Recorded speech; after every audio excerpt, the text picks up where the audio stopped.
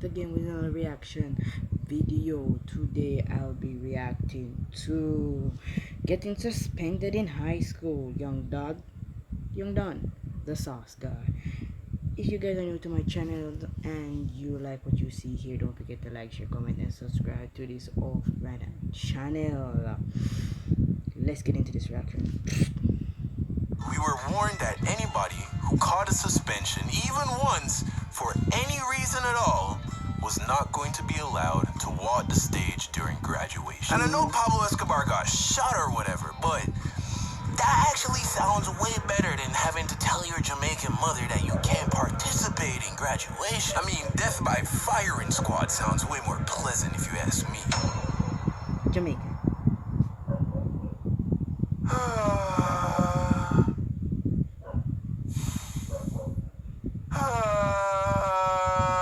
What's wrong, dude? What the fuck is wrong with this thing?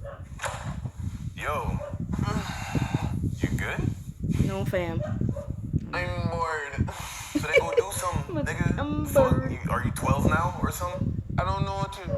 I thought you said you were gonna learn me beats. You bought the keyboard. What happened to that? Yeah, but it's hard, man. And it's expensive. All the software you gotta buy is expensive. And then the beat packs and the sounds. I gotta get them bread, nigga. You ever think about starting a YouTube channel? I mean, Yeah. yeah, but 2 years. isn't all that video editing shit expensive and complicated? Bro, you ain't hear about Filmora 9? You really with it? So I almost didn't graduate high school in Jamaica because the dean of discipline of my school caught me selling candy during morning devotion. Now Then I why know would you most of you do that watching in morning live devotion? in I used to America, sell candy. so Why would you do it in morning devotion? dean of discipline, these might be unfamiliar terms to you. Now, for the uninitiated, grew up in Jamaica, graduated Jamaican high school at 16, moved to America, did junior and senior year in Florida, and then graduated American high school. But this story is in the Jamaican high school, so stick with me here. There are a lot of differences between high school in Jamaica and high school in America. Public high school in Jamaica, everybody wears uniform. In America, you pretty much wear whatever you want. Jamaican public school, we start the day off with morning devotion, where we sing praises, clasp our hands, close our eyes, and pray to the good Lord Jesus Christ. In American high school, you make TikToks with your buddies, or whatever the fuck you niggas are doing in 2020. Oh, that's right, y'all niggas in Zoom class. That's right. In American public school, all throughout the campus, you have these large, magical boxes where, for just a little bit of pocket change, you can get just about any snack or drink that your little heart desires. In Jamaica, it's a little different. When I was going to school, we didn't have vending machines on the campus. Instead, we have street vendors, people with carts that they fill with snacks and drinks and all kinds of shit, and they push it down the street, and that's where you go when you want to buy a snack. Yeah, and in a it's lot not of on the ways, school premises. it's better than a vending machine because you can't negotiate with a vending machine.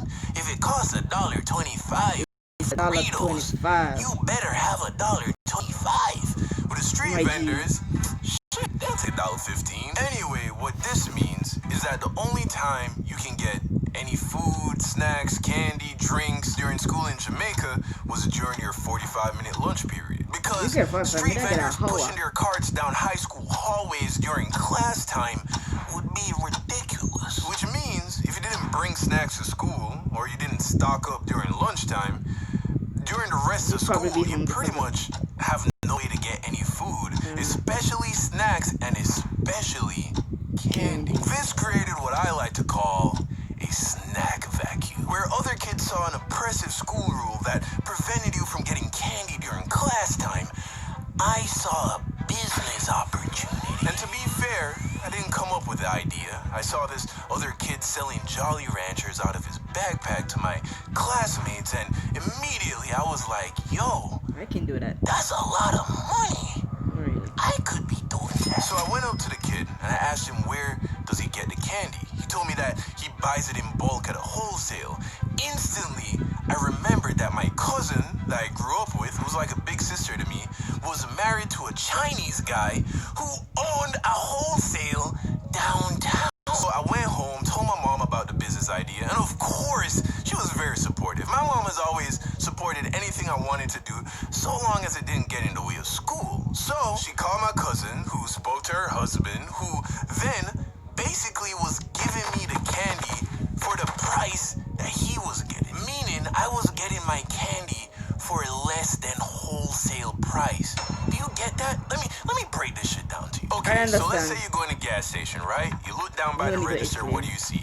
A big box of Snickers bars, $1 each. And let's say the box holds 20 Snickers bars. If you wanted to buy all 20 Snickers bars, you'd have to pay $20. Well, if you were to go to a wholesale store, you could just buy the big box unopened for $10. So now you're paying 50 cents per Snickers bar. And that's because the guy who owns the wholesale store is buying these boxes by the crate load directly from Snickers. So he's getting them for like 5-10 cents per Snickers bar. That's the price I was paying, because the guy who owned the wholesale store was making babies with my cousin, who again is like a big to me. It's not what you know, it's who you know. After one day of selling candy, I made back my initial $20 investment plus. By the end of the week, I had 2 other dudes selling candy for me. I was making so much money that I stopped asking my mom for lunch money. Of course, she would still give it to me, but that just went right back into the business, of course. And I was never a tough guy back in school, but something about having other dudes who grew up in the hood report back to you at the end of the day with money in their hand, it just gives you a certain Pablo Escobar-esque type feeling, you know? Now the truth is, these niggas were stealing from me constantly. They stole candy, they stole money, but because profit margins were so high, it was worth the loss. I was still making money hand over fist. Now, of course, a guy like Pablo Escobar would disagree with that, based on principle. You know, you cut their legs off and throw them in a river. But me, Christian boy, I go to church on Sundays, and I just wanted some new shoes, an Xbox, you know, some cool clothes. That's all I really wanted. So if that meant having to take a loss here and there, well, that was okay with me. Now, if you were paying attention during the beginning of the video, it wouldn't take a rocket scientist to realize that this was probably against, right? Actually, this was so against the rules that if you were caught selling candy to other students, you'd get suspended. 3 suspensions and you're expelled. But I wasn't worried about getting expelled. What I was worried about was not graduating.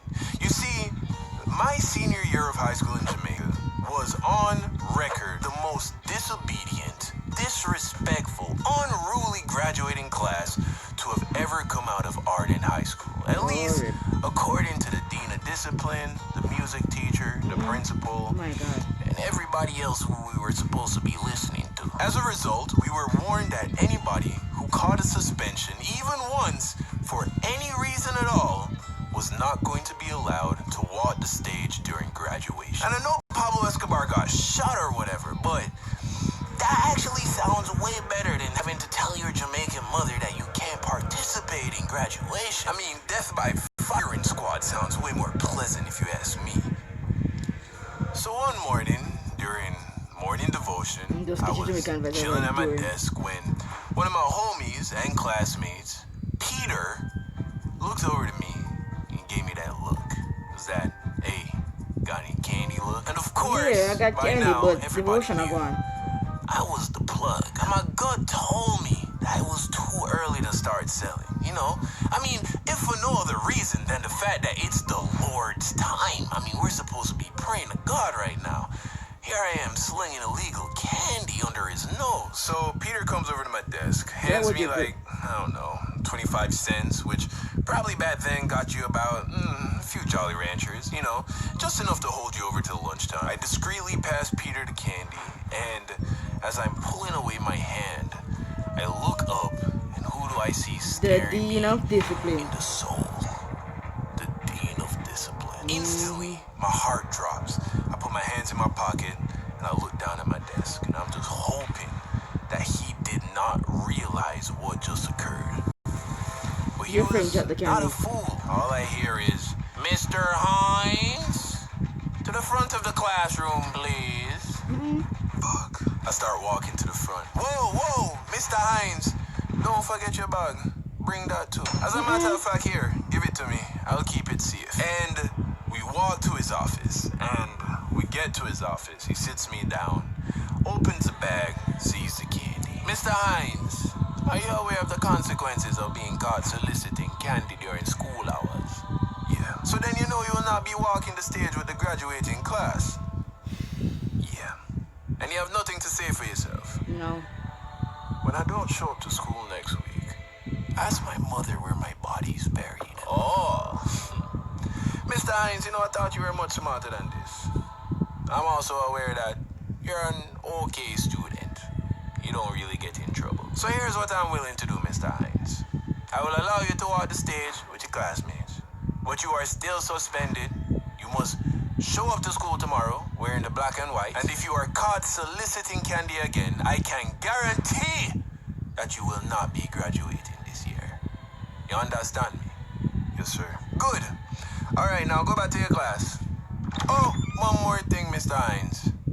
Thank you for the candy. It will not go to waste. And thus marks the end of my legal candy selling career. Taught me a lot, had a lot of fun, made me some money. I'm glad I got to graduate. But you know what? Even if I What didn't, happened to those profits though? I'm glad I did what I did. Because no risks, no reward. And sometimes the greatest reward is finding out that you have the balls to take the risk in the first place. Yeah, that kind of sounded good. We gotta go. Maybe we're wasting our time trying to decide. Anyway, guys, if you like what you see, don't forget to like, share, comment, and subscribe to this open channel. Thank you for watching with me. This is your girl, Songbird Nicole, and this is Reaction Nation. And this channel's name is Nicole Reacts. See you next video.